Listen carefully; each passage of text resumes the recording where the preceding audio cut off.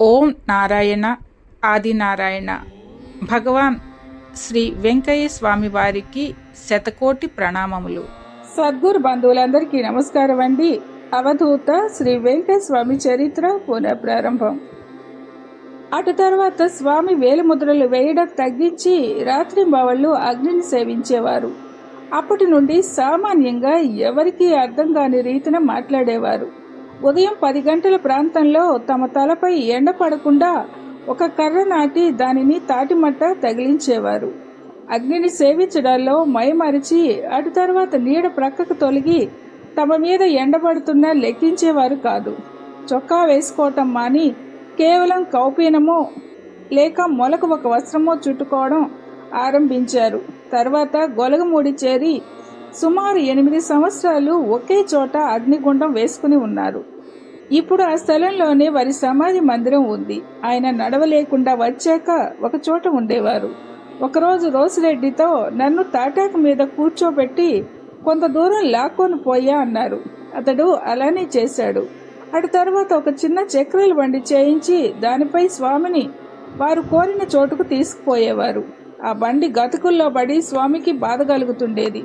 అందువలన స్వామి భక్తుల డోలీలో తీసుకువెళ్లటం ప్రారంభించారు.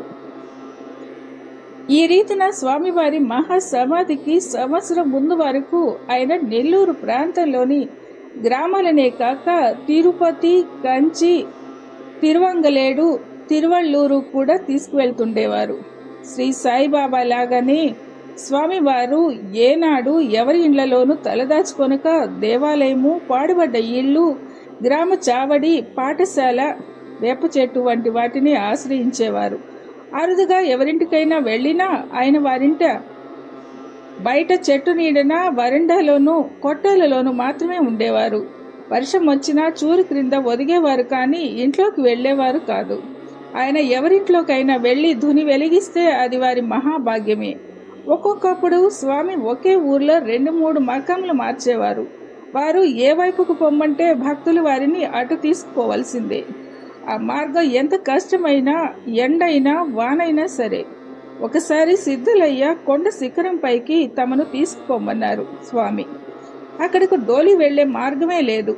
అప్పుడు ఒక సేవకుడు స్వామిని వీపు మీద ఎక్కించుకుని కొండపైకి చేర్చాడు.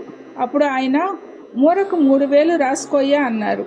అంటే అతడు స్వామిని మ్రోసిన ప్రతి మూరెడు దూరానికి పుణ్యఫలం అపారం అన్నమాట. అలానే స్వామి పొమ్మంటే ఆయనపై భారం వేసి ముండ్ల మీద నడిచినా మాకు ఒక్క ముళ్ళు కూడా గుచ్చుకునేది కాదు. ఎంతటి ఎండలోనైనా ఆగకుండా 3 గంటలు నడిచి వచ్చినా మాకు అలుపు బడలిక ఉండేవి కావు. స్వామి, అయ్యా మీరు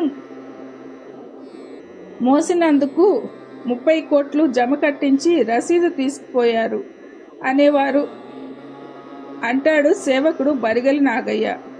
సాయిబాబా వలె వీరి వైరాగ్యము భోజన విషయంలో కనిపించేది. ఎవరేమి పెట్టినా రుచి భేదం లేకుండా అన్నీ ఒక కుండలో వేసి కలిపి అచ్చటి వారందరికీ పెట్టి సాయి 2-3 ముద్దలు మాత్రమే తినేవారు. స్వామి కూడా భక్తులు లడ్డూలు పెట్టినా వద్దనేవారు కాదు. కానీ కొంచెం కారం పచ్చడి కలుపుకుని తినేవారు. ఒక్కొక్కప్పుడు భక్తులు శనగపప్పు, బెల్లం, కొబ్బరి పొడి వేసి డబ్బాలో వేసి ఉంచితే స్వామి తీసుకుని తినేవారు.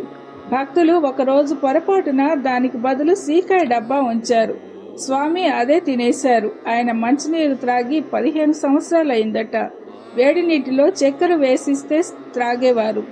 రాగి, అంబలి, వెల్లుల్లి, మిరపపొడి ఇదే ఆయన ఆహారం. స్వామి తన పాదాలు ఎవరిని తాకనిచ్చేవారు కాదు, పూజ చేయనిచ్చేవారు కాదు. వారికి ప్రదక్షిణ చేస్తే ఒకటి చాలని చెప్పేవారు. ప్రదక్షిణం అంటే అచంచలమైన శ్రద్ధ భక్తులతో మన మనస్సు దైవం చుట్టూ లేక గురువు చుట్టూ పరిభ్రమించుట కదా. వచ్చిన దక్షిణంతా స్వామి తన సేవకులను వారి వారి కష్టము, అవసరాలకు తగినట్లుగా ఇచ్చేవారు. పండుగలప్పుడు భక్తులు అర్పించిన ప్రసాదాలను ఎప్పటికప్పుడు పంచేయమనేవారు. కష్టించి తమ సేవ చేసే దసయ్య, రమణయ్య, రోసిరెడ్డి మొదలైన వారికి కొన్ని తినుబండారాలు దాచిపెట్టి ప్రత్యేకంగా ఇచ్చేవారు. వారిని పూరిపాక వెనుకకు పోయి తినమనేవారు. గురువయ్య ఎప్పుడు స్వామి చెంతనే ఉండి ఆయన అరుపులకు వంత పాడుతుండేవాడు. ఇవన్నీ శ్రీ సాయి చర్యలకి ఎంతగానో పోలి ఉన్నాయి. మరో ఆడియోతో మళ్ళీ కలుద్దాం.